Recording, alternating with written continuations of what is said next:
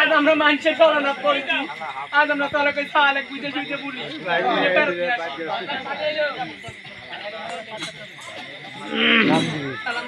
আল্লাহ সালাম আল্লাহ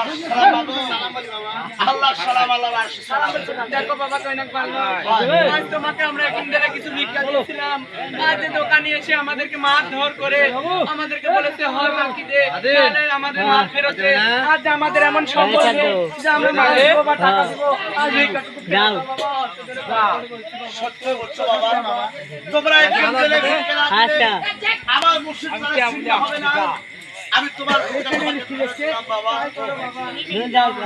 দেখো তোমার ভিক্ষা কোনো জায়গাতে একদিন বাড়ি সমস্ত করিল